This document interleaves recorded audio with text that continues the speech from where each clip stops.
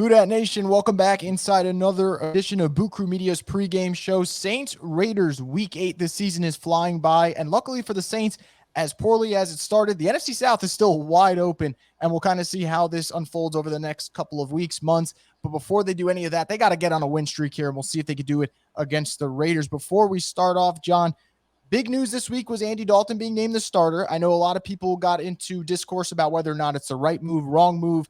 I think the fair argument is, look, if they don't get better on the defensive side of the ball, it might not matter regardless. But in terms of the building, you're there week to week. Has it really changed, or does it kind of feel just the same since Andy Dalton's been starting for the last month?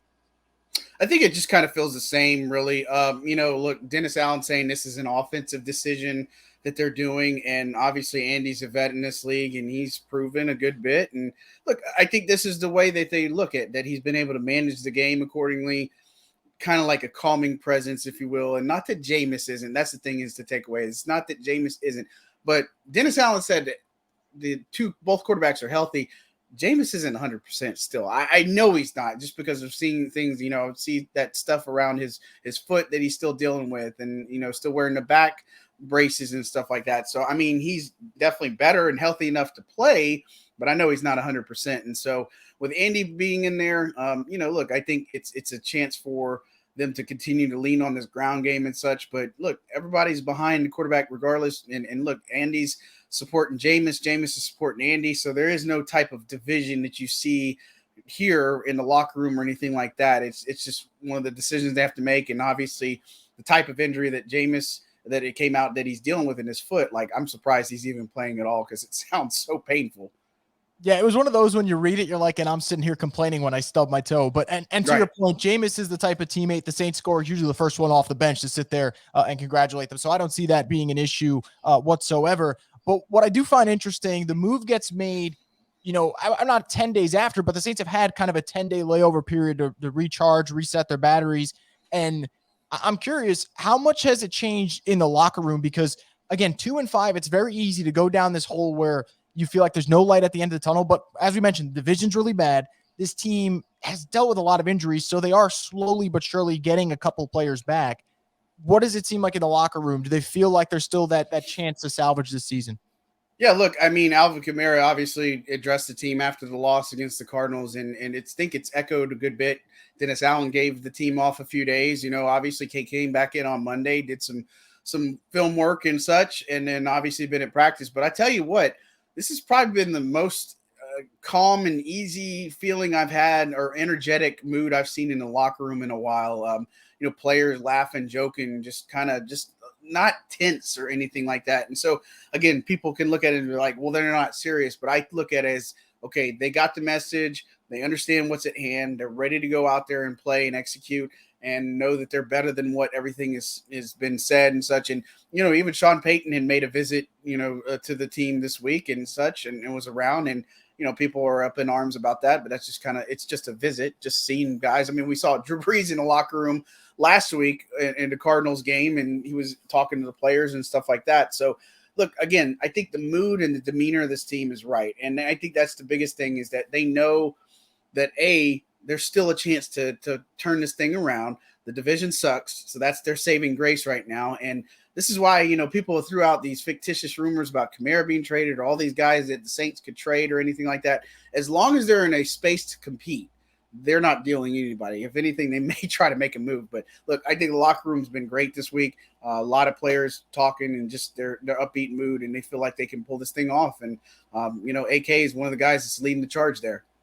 Yeah, and that's great to hear. And as you mentioned, Kamara, this is the type of guy who has said if they're not playing with their swagger, and they could sense that. And they're also not accustomed to losing. I mean, since that 2017 draft class came in, all they really know are deep playoff runs. So that's obviously great to hear, and we'll see if that kind of translates to the field. One thing that's a bit disappointing, and it's nothing people can control, it's just more so frustrating for the players than it is anyone else. Unfortunately, still no Michael Thomas, still no Jarvis Landry. I know Dennis Allen touched upon it a little bit on Friday, talking about that they're working as hard as they can to get back on the field. You guys briefly saw Michael Thomas on Wednesday. Did something change where you guys didn't see him after? Just what kind of happened there in that circumstance? Because obviously 13, someone that everyone wants to see back on the field. Yeah, just not available. Just not around. And again, just because we don't see him at practice doesn't mean he's not around the facility or doing anything. But seeing him there Wednesday was kind of like, okay, cool. Maybe Mike is coming back, because that's kind of what we've been fed and told a good bit. But I've talked about it. I've talked about it on the drive and such. But as far as Jarvis Landry goes, that's a more serious injury, suffered a setback. Pretty sure it's more like a high ankle sprain. It's something that's keeping him out at least a month, you know what I mean? And so he's getting closer to that time frame. But with Michael Thomas, it's a toe injury, even though it's listed as a foot. I was told that it is turf toe that he's dealing with, but I think it even goes beyond that a little bit more. But it's just one of those that, like, they're trying to rehab, trying to get back to this thing. And I think the thing is, hopefully it's just not too late, right? And you're still missing Marshawn Lattimore. And again, the way he got hurt was definitely a fluke type thing, just trying to cover up for a bad safety play. And he ends up getting a kidney injury, and it's ribs too. And he's out this week. It reported that the other day that he wasn't going to play, and he's very much in question to play against Baltimore. So we'll see if he comes back. But, three main guys to your team. It's not like it's a matter of, well, they're not winning and we don't care or any of this other crap, especially with those three. But it's just bad injuries. And I know people talked about the training staff. There's not much you can do with some of these injuries, right? I mean, the way they've been hurt, I don't know what you can do if you're a specialist in soft tissue injuries, and then, people keep getting all these other injuries. But, they're just going to have to press on without with those guys. And, with Dennis saying at least they expect them back at some point this season, I guess is encouraging. But, we've asked about Mike, we've asked about Jarvis, we've asked about Marshawn and stuff. And it's just, they're not available and they're not playing, and they're going to have to operate without them for the foreseeable future until they're back. Yeah, and look, I can be a compulsive complainer at times, but the medical staff stuff, look, if everyone's sitting there pulling their hamstring, it's okay. All right, let's see what the heck's going on here. But to your point, these are injuries that you literally cannot control. And will hopefully, like you said, come back sooner than later, because this division's still very much up for grabs. Two guys who could end up playing this weekend that would give this team a huge boost, and they did practice this week, Andres Pete and Paulson Adebo. What's kind of the latest on them? I know you were kind of first to the punch with Adebo about, hey, like, that knee injury is something that has been lingering for a little bit, and then he missed the Cardinals game. And then obviously Pete, I know fans get on him all the time, but you see the difference when he's not in the game, especially in the run game. What's kind of the latest on those two? Yeah, look, Andres Pete with his chest injury, avoided a serious injury, got hurt, obviously. And you could tell he's just wincing in pain trying to work it out, but obviously avoided serious injury. And look, that's good news for them. He looks like he's on track to play in this one. Of course, we'll see, but Calvin Throckmorton is fully healthy if they do need to turn to him. As far as Adebo, look, he got hurt against the Seahawks, his knee re-aggravated against the Bengals, and he was held out against the Cardinals. And so, look, with Marshawn being down, right now it'll be interesting because we're talking on a Saturday, see what moves they make, because they can't call Chris Harris Jr. up from the practice squad again. They have to sign him to the active roster because they've already used it 3 times. So that'll be interesting to see, and that might be a telltale sign of what if how much comfortability they have with Adebo playing. But look, he says he's improving every day. Revealed obviously he's dealing with stuff because most people thought, oh, it's the ankle, it's still setback. And look, that ankle is still taped. He's still playing with the taped ankle, and a lot of these players play through all this kind of stuff, but the knee was more of an issue that was keeping him off the field. But again, questionable. He's practiced a good bit, and so hopefully on the trajectory of playing. But of course, we'll see how inactives play. But the big thing would be Alontae Taylor is going to obviously start this week again, and he looked really good against the Cardinals. Yeah, and what a kind of welcome to the NFL stretch for Alontae Taylor. Last game around was against DeAndre Hopkins, actually held his own pretty well on some plays.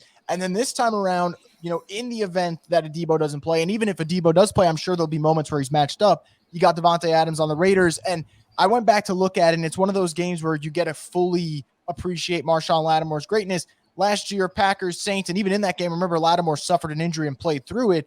Adams only ended up finishing that game with 56 yards, and I don't even believe all of them were even on Lattimore, and that was one of the more dominant showings we've seen. How do you feel about this secondary, just specifically matching up against a guy like his caliber, which also knowing in the back of your mind, a guy like Hunter Renfrow can own the slot. The Raiders do have options there. What do you kind of feel about this secondary, the way they're stacking up this weekend?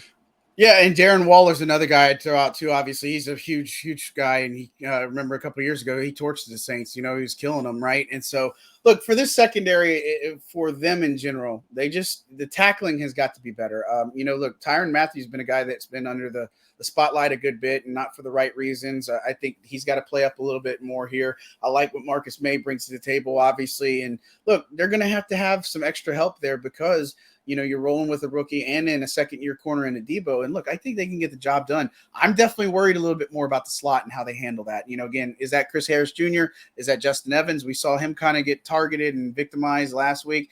Do they turn to something different there, or do they stick with the vets, or do they mix it up a good bit? Like a Bryce Thompson is a guy that was doing really well in OTA's minicamp and was on a trajectory of potentially being a slot guy for him. He plays a lot of different versatile roles. So that's something I'm really interested in seeing. But, look, secondary is one thing. Just no explosive plays is obviously what you want to see. Sure up the tackling. I think that's one of the biggest things they got out of Alontae Taylor is the fact that he can tackle. And that's nothing that you worry about. I think Adebo can tackle pretty well. But that back end, they got to make sure they have that. Linebacker play is going to have to be stellar too, just because of Waller and Josh Jacobs and Element. And look, pass rush has got to get going. A guy that we didn't really talk about that seems to be on the trajectory of playing is Peyton Turner. He's been out with a chest injury. He's full participant for the week. I think he's going to probably see a little bit more snaps in the rotation this week. And they got to get that pass rush going if they want to kind of disrupt some of those things with Devontae Adams and such. But look for the Raiders to kind of dink and dunk a little bit. And look, the Saints defense will take that all day. Just no big explosive plays. Make sure you make the tackles. But big challenge for this young secondary, if you will, that's kind of a little bit inexperienced, not playing with each other a lot. Yeah, and I think what kind of makes it a little bit more, I don't want to say scary, but a little bit more concerning in the sense of what this defense is up against is the fact that the Raiders have really, especially this year, kind of struck gold with Josh Jacobs. Didn't pick up the fifth-year option. He ends up on pace for a career year right now. Last 3 games, at least 140 rushing yards and a touchdown in each of them. He's got 5.7 yards per carry. The Saints defense, I think one of the more interesting things about this year is we're so accustomed to not giving up the 100-yard rusher, really closing it and making an offense have to throw the football because you can't run on them. That kind of hasn't been the case this year. We saw, Benjamin had a really good game last Thursday against the Cardinals. What's up in terms of the trenches? I know you just mentioned Peyton Turner, and maybe that actually could be a big factor there with his size, maybe shutting down the run a little bit. How much of an emphasis has Dennis Allen either put on or kind of had to address in terms of, hey, why is the run defense just not where it's supposed to be? And this is a unit that is relatively healthy compared to the secondary. Yeah, a lot of it's gap integrity, just playing together, a lot of these different things that come up. I don't think David Onyemata's had a strong season. He popped up on the injury report late with the illness. He's also questionable coming in, so that's never ideal, and he's definitely one of those guys that eats a lot of blocks, and it's unfortunate because he had a sack last week. It was taken away due to penalty. But, look, Malcolm Roach has flashed, and same thing with Shai Tuttle at times. So it'll be interesting to see how that kind of unfolds for them tomorrow. But, look, a lot of it is scheme, a lot of it is execution, and a lot of it is discipline, playing with those types of lane integrities or figuring out what the guys behind you are supposed to bring to the table or the edge, setting the edge. I mean, it's a lot of different things that come to play. And so, it's one of those that I think that can get better play out of the trenches, but this is kind of just how they are. I think we thought David Onyemata would be better than what he has been this year. Shai Tuttle is a guy that, again, they play a lot of rotational work for the Saints defense. And so, look, even if he's down, they could kick guys like Peyton Turner inside and try to get some pass rush going or try to get some tackling and such. But look, it's a tall task with Josh Jacobs coming to town. He's red hot right now, 3 touchdowns last week. And I get it. It's the Texans defense. They're not that great either. But, look, these are the types of games where you can't let him run wild. You can't have the explosive plays. Pete Warner's going to have a tough task on his hands. But, I think Pete's been playing some great football too. And DeMario's obviously seems a little bit more energized this week with everything that's been going on too. So look, those trenches just got to get a little bit better play. And if anything, I mean, that rotation sometimes that can play a factor because you're coming in and rotating guys all the time. So it's not necessarily a bad thing, but they got to settle in really quick to be able to just kind of adjust when they're thrown in the games and those particular snaps. Yeah, we talked a lot about the defense and part of it's also injury related, as you mentioned, but I'm looking at the offense in terms of moving the football. That's actually been something they've done with relative ease, I'd say, the last couple of weeks, especially you look at most of the major statistics are in the top 6 for a lot of them.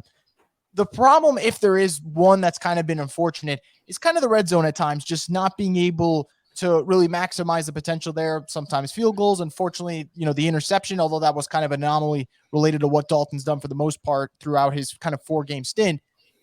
What's been the change here, if any, offensively? Is it maybe maximizing or utilizing Kamara in a different way in the red zone? Is it maybe more Taysom Hill? Has that kind of been something that Pete Carmichael and Dennis Allen have kind of thought about going to the drawing board with? Or is it one of those, hey, you get to the red zone enough times, eventually those start turning into touchdowns? Yeah, I think that's one of the areas that they got to look at. And, Pete Carmichael's taking ownership, saying, hey, look, I just haven't called good plays in the red zone sometimes too. And, look, I think Juwan Johnson's a guy that could get home a good bit. And, of course, that's another one to watch. He's got a hamstring injury. So using Taysom a good bit, I don't like when you don't have AK on the field when you're in the red zone.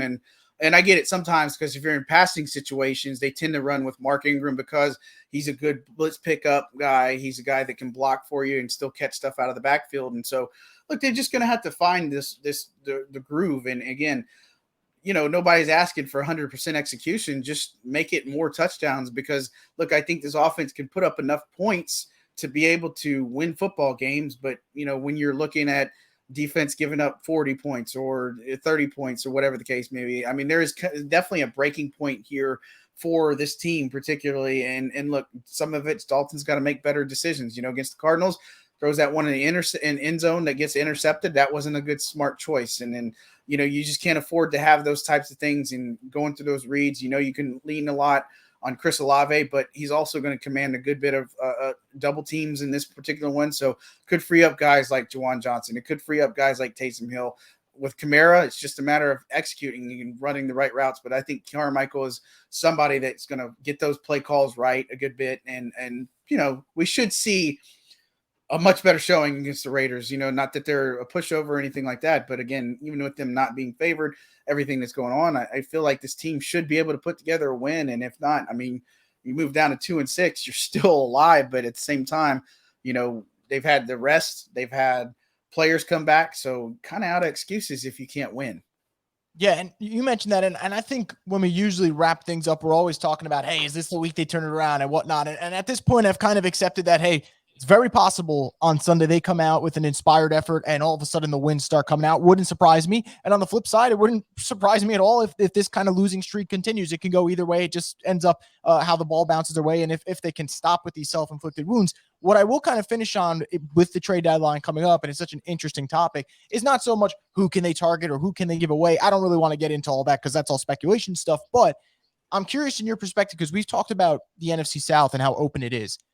Let's say, depending on how the result goes on Sunday, win or lose, do you feel like this type of game can kind of swing the pendulum of, hey, maybe we could go get one more piece and win this South if they win this game? Or on the flip side, if they lose and say, okay, are there some guys on expiring contracts that we really probably aren't going to keep that we can give away and get some maybe day 3 assets back? Do you feel like this game has that type of impact where the Saints can approach the trade deadline different after this result?